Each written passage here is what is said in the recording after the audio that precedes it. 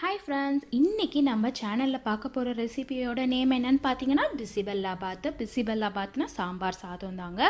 இது எல்லாருமே பொதுவாகவே வெஜிடபிள்ஸ் தனியாக ரைஸ் தனியாக குக் பண்ணுவாங்க. பட் நம்ம இன்றைக்கி ஒரே பாட்டில் எவ்வளோ சிம்பிளாக எப்படி உடனே பண்ணலாம் அப்படிங்கிறத தான் உங்கள் கூட ஷேர் பண்ண போகிறேன். வாங்க எப்படி பண்ணலாம் அப்படிங்கிறத பார்க்கலாம். இதுக்கு 1 கப் அளவுக்கு ரைஸும் ஒரு 1/2 கப் அளவுக்கு துவரம்பருப்பும் எடுத்து நல்லா வாஷ் பண்ணி ஒரு மணி நேரமாச்சு கண்டிப்பாக ஊற வச்சிடணும்.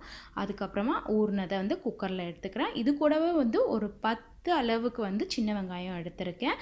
அது கூட பூண்டு, பச்சை மிளகாய், கருவேப்பிலை சேர்த்துக்கலாம். அப்புறம் தக்காளி ஒன்றா இருந்தால் பெருசு, இல்லைன்னா சின்னதாக இருக்குது அப்படின்னா 2 சேர்த்துக்கோங்க. இது கூட வெஜிடபிள்ஸ் சேர்த்துக்கிறேன்.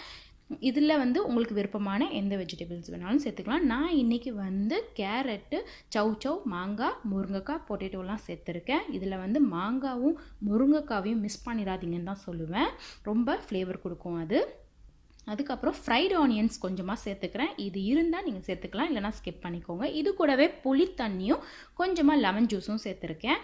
அப்புறம் தேவையான அளவு உப்பு, அது கூடவே கொஞ்சமாக ஜீரகத்தூளும், அப்புறம் கொஞ்சமாக மஞ்சத்தூள், அப்புறம் சாம்பார் மசாலா இருக்குல்ல, 1 டேபிள் ஸ்பூன் அளவுக்கு, அது கொஞ்சம் ஜாஸ்தியாக சேர்த்துக்கோங்க.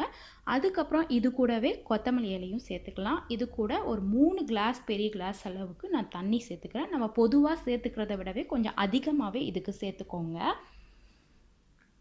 சேர்த்துட்டு இது எல்லாத்தையும் நல்லா மிக்ஸ் பண்ணிவிட்டு இப்போ நான் என்ன பண்ண போகிறேன் அப்படின்னு பார்த்தீங்கன்னா, குக்கரில் டேரெக்டாக நம்ம குக்கரில் அப்படியே ஏற்றிட்டு நல்லா விசில் விட்டு எடுத்துக்கலாம். நான் 2 விசில் விட்டு எடுத்துக்க போகிறேன். ஆல்ரெடி ரைஸு பருப்பெல்லாம் நல்லா ஊறினதுனால வெஜிடபிளும் ரைஸும் உங்களுக்கு குக் ஆகிறதுக்கு 2 விசில் போதுமானது. இப்போ பார்த்தீங்கன்னா நல்லா பர்ஃபெக்டாக ரெடி ஆகிடுச்சு நம்மளோட ரைஸு. இப்போ என்ன பண்ண போகிறோம் பார்த்தீங்கன்னா, அதில் உள்ள முருங்கைக்காவை நம்ம முதல்ல ஃபஸ்ட்டு தனித்தனியாக எடுத்துக்கலாம். எடுத்து இதை தனியாக வச்சுக்கோங்க. ஏன்னா இப்போ நல்லா நம்ம இதை மிக்ஸ் பண்ணணும். ஸோ முருங்கைக்காவும் சேர்ந்து நம்ம மிக்ஸ் பண்ணோம் அப்படின்னா அது குச்சியாக ஆகிடும். ஸோ முருங்கைக்காவை மட்டும் முதல்ல எடுத்து வச்சுட்டு சர்வ் பண்ணும்போது நம்ம மேலே வச்சு சர்வ் பண்ணிக்கலாம். இப்போ பார்த்தீங்கன்னா தெரியும், நான் எல்லா முருங்கைக்காவையும் எடுத்து வச்சுட்டேன். நல்லா இதை கொஞ்சம் ஸ்மாஷ் பண்ணி விட போகிறேன்.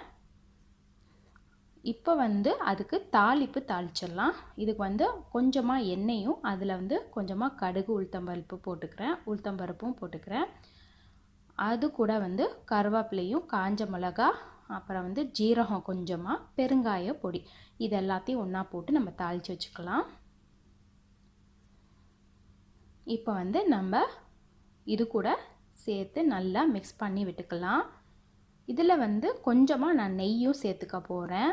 நெய் இதில் கொஞ்சமாக சேர்த்துக்கிட்டா போதும். இப்போது நம்ம சுட சர்வ் பண்ணுற போது கொஞ்சம் மேலே நெய் எப்போவுமே லாஸ்ட்டாக நீங்கள் மேலே போட்டு சாப்பிடும்போது ரொம்ப சூப்பராக இருக்கும்.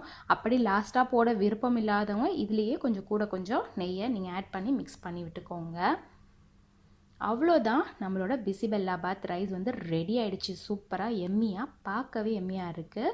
இதை வாங்க சர்வ் பண்ணலாம். நீங்கள் இந்த மாதிரி சர்வ் பண்ணும்போது மேலே கொஞ்சம் சூடாக இருக்கும்போதே நெய் ஊட்டிங்க அப்படின்னா நம்மளுக்கு அது நல்லா மெல்ட் ஆகிடும். ரொம்ப டேஸ்ட்டாகவும் இருக்கும். லாஸ்ட்டாக நெய் போடுறதுனால விருப்பமானவங்க இந்த மாதிரி நெய் சேர்த்துக்கலாம். அதுக்கப்புறம் இப்போ பார்த்தீங்கன்னா தெரியும், நான் முருங்கைக்காவை லாஸ்ட்டாக எடுத்து வச்சுருக்கேன். இந்த மாதிரி லாஸ்ட்டாக கொடுக்கறதுனால நம்மளுக்கு முருங்கைக்காய் தனித்தனியாக இருக்கும்.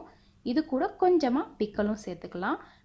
நான் இதை மாம்பழத்தோடு சாப்பிட போகிறேன். இது மாம்பழத்தோடு சாப்பிடும்போது ரொம்ப பிடிக்கும். எத்தனை பேர் இந்த மாதிரி விரும்புகிறீங்கன்னு தெரியலை, ஆனால் இந்த மாதிரி சாப்பிட்டு பாருங்கள், ரொம்ப டேஸ்ட்டாக இருக்குது.